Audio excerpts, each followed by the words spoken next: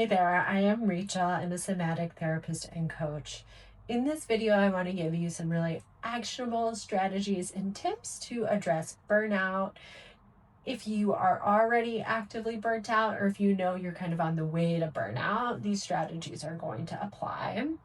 And I'm going to use a framework of the 6 different types of burnout. I have another video that goes a little deeper into those. You can check out that video. I'll put the link in the description, as well as a free quiz for you to test which one of the 6 or which ones of the 6 that you fall into. So I will give you some actionable strategies. You can use this video a few different ways. You can watch it fully from start to finish. If you want some tips for each type of burnout, or you could go to your specific type and just listen to that part. Or if there's multiple types you fit in, go to those, find the strategies for what you're experiencing. And then if you stick around till the end, I'm going to provide a nervous system regulation practice that you can use no matter what type of burnout you're experiencing. All right, for system overload. So this is pretty much if you just have too much to do, too many tasks, it is impossible to do your job with the amount of hours in the day. So the first step in this one is being real. Oftentimes you might gaslight yourself, you might kind of compare yourself to what other people are doing and think there's something wrong with you for not being able to get the work done. And so the first part is just being real with how much time you have in a day, how many things you're being asked to do, and look at the reality that it might be impossible to do everything you need to do in the day. And from that place, then you can get real about what you need to do to find balance. So one thing is little micro practices. The practice I share at the end of this video is going to be one of those micro practices of ways that you can regulate your nervous system. If you have 30 seconds or a minute, find these simple ways to come back to yourself when your schedule is stacked, when you have too much to do. It's these kind of micro breaks that can make a big difference. The small no is about how you can start to say no to one thing or delegate something, not go to one meeting. When it feels overwhelming, like you're just being pulled in all these different directions, what is just one thing you can start with to say no to give yourself a little more space or breathing room so you can actually kind of see the larger picture, get a better sense of what you can get rid of before you just keep going through the motions and not having enough room to really assess what you might need to do or might need not to do. And then the final one is organize. I mean this one in a personal sense, that you want to organize yourself and maybe document or get clear about what's being asked of you, how much time that's taking, get a clear picture so you can advocate for yourself with your boss or the organization about what's realistic for you. And then on a collective level, because often if you are in a place where the expectations are so high, it is not just on you, it is on everyone. And so how do you organize with your coworkers to push back on the larger forces, the larger decisions management's making, in order to really advocate for the well-being of you and your colleagues? Right, for culture clash burnout, this is when there is incongruence in the stated values of an organization and the practices. So the first thing you want to really do is to trust yourself. Often you pick up incongruence in your body. You can tell something's off even if it's not totally explicit and tangible. I want you to trust that. Trust that your body is picking up that there's a difference between words and actions instead of gaslighting yourself or dismissing your own experience. The second one is find your people. How do you find the people whose values align with yours to help grapple with what it means to be in an organization that maybe is mission driven or claims to be working for wellness or healthcare, and at the same time their practices are causing harm or going against what their performative mission is in the world. Find your people that you don't have to hold that incongruence alone. And then choose how you show up. I think this one is really important. How do you stay in integrity? Even if the organization is out of integrity, getting really clear about what's being asked of you versus what aligns with your values, and being able to see what you have to really follow and what is within your control to do that helps to maintain your own integrity. And then the final one is just know your limits. Trust yourself that you know if it gets to a point where this gap is too big, that incongruence is too much, that it will slowly kind of wear down, just like water kind of trickling down on a stone over time. And just trust that that is important. Know that you're getting to a place where it actually just is not sustainable. And be able to trust that you can find something that does align with your values, that is a little more congruent, and then work towards finding a place for you where you don't have to work so hard to stay in integrity. All right, so for toxic dynamics burnout, this is when you are burnt out by the people you're working with, the kind of gossiping, microaggressions, this culture that just feels emotionally unsafe. And so it's less the work and more so the interpersonal dynamics that are burning you out. So the first thing you want to think about here is trust your body. Trust your body's signals that something doesn't feel right, that you don't feel safe. Often it's easy to dismiss that, disregard your experience. Maybe I'm being too much. Maybe I'm being sensitive. Maybe I'm seeing something that's not there. And first thing I want you to do is just trust that you're picking up on something, that maybe something is not right within the dynamic. The second one is create space for yourself. So how do you create space to get outside of the dynamic as much as possible? Obviously, there's things that are out of your control that you can't get out of in terms of the workplace, but where can you pull yourself out of the dynamic or not feed energy into it? So often times part of the toxic dynamic is you get pulled into the gossiping, you get pulled in to this us or them type of mentality. And how do you kind of see what's happening and pull yourself out so you have space to just be with what you actually feel, what your experience is, and not get pulled into other people's stuff. The next one is stop trying to fix it. I know this one might be hard to hear, especially if you tend to be the peacemaker, the one that makes sure everyone's okay.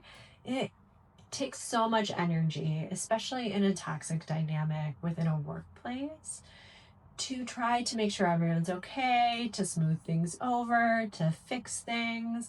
And unless you're in a management position, you're in the upper level of management where you can really set the culture, like that is your responsibility. But if you are not in senior management, it is really hard to actually create change in the dynamic when you are very much a part of that dynamic. So how can you just let go and stop putting your energy into trying to make things better when it's probably out of your control to do that?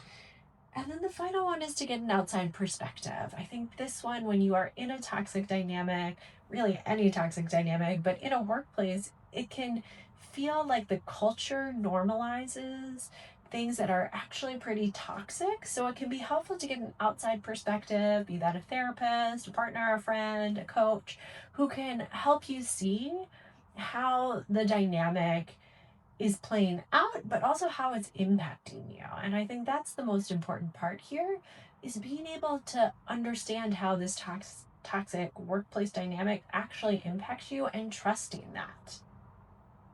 All right, we have come to my favorite type of burnout, managing everyone else's feelings burnout.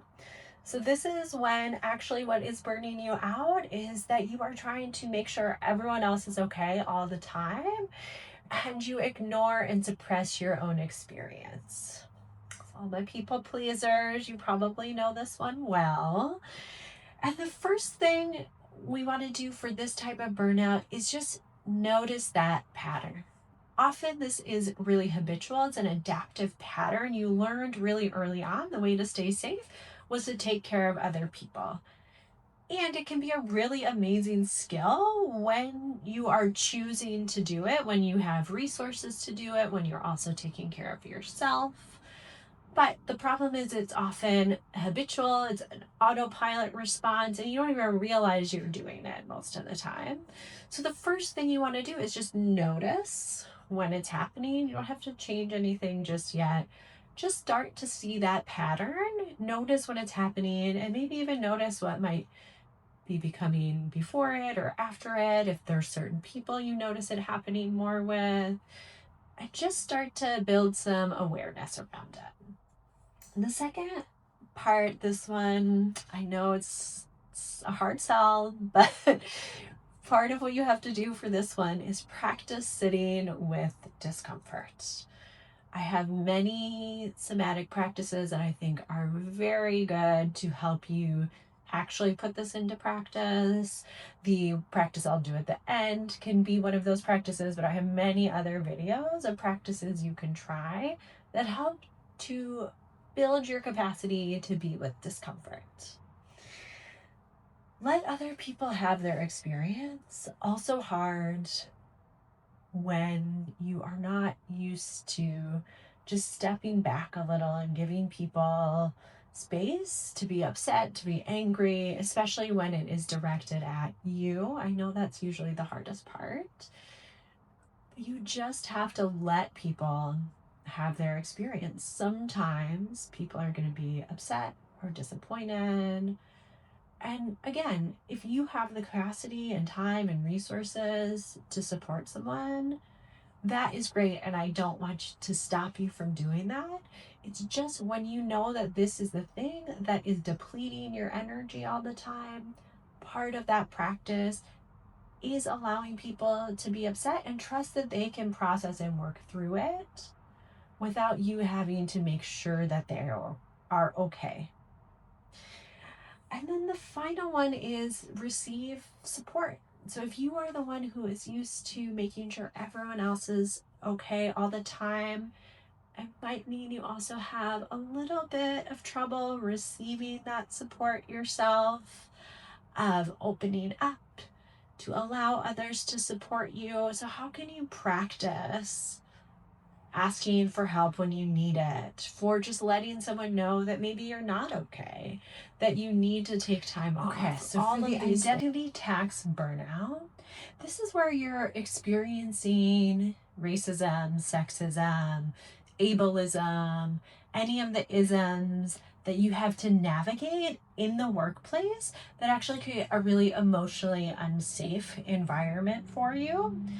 And so this one is a big topic, but just thinking about some actionable strategies that I think can be helpful when navigating this type of burnout.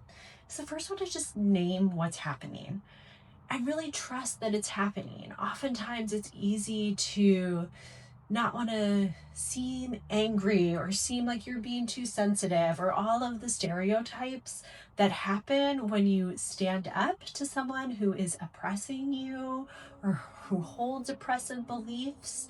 And so just being able to really name it to yourself of what's happening can be a really important piece. And then the next piece is around finding your people. So how do you find other people who you actually feel safe with and can trust in the organization, who you know have your back, who you know will stand up for you if you need? And this could be, again, people who have similar identities or experiences, or allies who you know you can lean on and ask to say something when maybe your voice isn't going to be heard. Really finding those people that you feel safe within the organization, people who maybe have a little more power, who can help to advocate, people that you trust will take you seriously.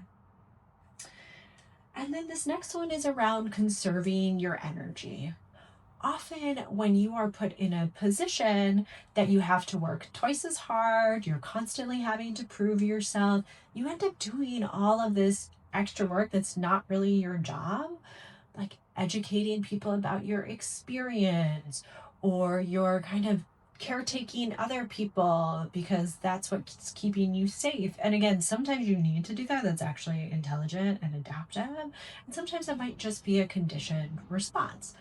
Or you just go into the role someone wants you to play, even though that's not really how you operate in other areas of your life. And so there's ways that all of that takes so much energy that I want you to have choice over where you use your energy. So maybe you don't educate everyone. Maybe you choose not to show up in a space where you know there's going to be a lot of those dynamics if you can take a step back, right? So there's all of these ways that, again, some of this you have to do. It's about survival. It is about safety and knowing that you have to have these adaptive responses because there's real life consequences for not doing that. And I want you to have choice in when you do that. And I want you to feel like you're choosing it, because often when it feels like you're not making that active choice, you get to the end of the day and you're like, why did I not advocate for myself? Why didn't I do that thing? Or why did I act so submissive in that moment? And I want you to know that there could be actual real intelligence in those decisions when there are power dynamics at play. You are an intelligent creature. Like, our systems are intelligent. Like, they know what you might need in order to stay safe. And I also don't want you to just disregard when you are doing those things in order to stay safe. But sometimes you might be doing them when you don't actually need to do them. And that's where I want you to have choice. And then the final one is, how can you depersonalize someone else's ideas, stereotypes, understanding of who you are, and know that that actually has nothing to do with you. When people hold racist beliefs, when they hold sexist beliefs, often that is a projection of their insecurities onto someone else. And so being able to name that, see that, and send that back to someone else is an important piece of being able to navigate this. Just because someone at top decides that you have to work twice as hard to prove your value, it doesn't mean you're less valuable or worthy. And so how do you really hold that racism, sexism, ableism, all of the bigotry, the misogyny, all of that is actually a problem with the people who hold those beliefs and not about the people it is directed to. And so how do you just maintain that ability to allow yourself to feel it, name it, understand that it hurts, and be able to toggle out to see that it doesn't get to define who you are? All right, for the sensory overload type of burnout, some of the strategies you want to think about really work with the senses. So sensory overload is when you just have too much sensory input. It could be the fluorescent lights, too many notifications, anything where you just feel that kind of overstimulated feeling at the end of the day or in the middle of the day. So you want to think about where you can reduce sensory input. Obviously, not everything is in your control, but what are the things that are within your control? Noise canceling headphones, or maybe it's putting a lamp on your desk instead of having the fluorescent lights, or if it is shifting where you work so there's less input around you or less noise or visual experiences of people kind of moving all around, or if it's kind of putting limits on when you're able to respond to messages or allowing yourself space to take a breath before feeling like you have to respond instantaneously to everything that's coming in. The second one is to schedule recovery time.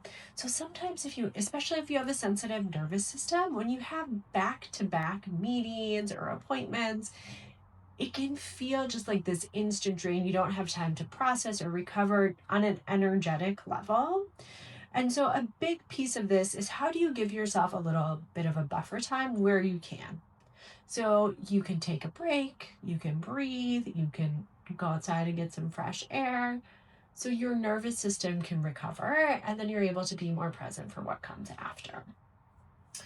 The third one is around advocating for your needs. So often this might look different depending on what your workplace is like, but it could be something as simple as, in an interpersonal way, just asking people you work with directly to give you 24 hours before scheduling a meeting, if that's possible. Obviously, it's not always possible. Or if you are in a shared office space, maybe that looks like putting some type of note or indicator for people to let them know that you need to focus during that time. Or if it's advocating for larger shifts within the organization to feel like you can work more effectively. And then this last one is around creating positive sensory experiences. So our senses can take us out of balance, but they can also help us to come back into balance. So this might look like aromatherapy. You could have some nice lotion you can put on your hands, or a nice candle. It could be something as simple as calming music, just doing a simple little self-hug practice using touch as a way of calming the system. So there's all these little things where you can use your senses, not just to kind of take you out of balance, but what can you do to have positive sensory experiences? All right, so I'm going to teach you a simple nervous system regulation practice here. This is something you can do really anytime. We'll do it together for about 30 seconds or a minute. You can do it for longer, but you can do it on a break. You could do it at the end of the day, anytime you feel overwhelmed or overstimulated. So to start, we're going to interlace our thumbs, bringing our hands to face our body, and then you're just going to rest your hands on your chest. You could close your eyes, or you could just have a soft focus. And just take a minute to notice what's present in your body right now. Noticing the quality of your breath,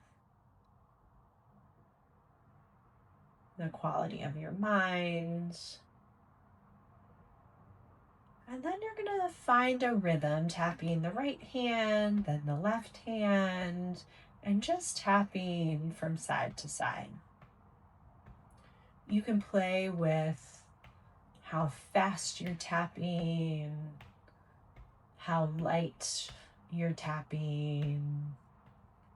It could be a very light tap, maybe you're doing a little more intense tapping. I'm just finding this side to side rhythmic tapping.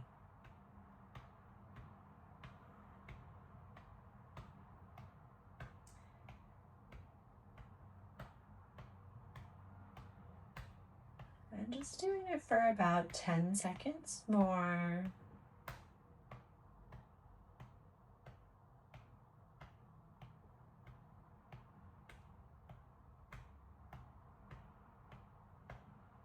And then you can just let your hands come to stillness. And again, just doing a little check. Notice how you're feeling in your mind, your body now. And if your eyes are closed, you can open them. Resting your hands down. And I hope you're feeling a little more centered after that practice. It can just help to take the intensity of experience down. I hope you have some actionable strategies you feel like you can use now to either prevent burnout when you feel it coming, or to address burnout when it's happening. Let me know in the comments down below which ones are things you want to try, or which ones feel like, oh, that feels really hard. I don't know if I can try that. And if you want to see more videos like this, I'm planning to do a series of videos that go a little deeper into some practices and strategies for each type. So if you want to stay up to date with that, please subscribe so you can know when my next videos come out. And I hope to see you again on my channel, the place where you can slow down and tune in.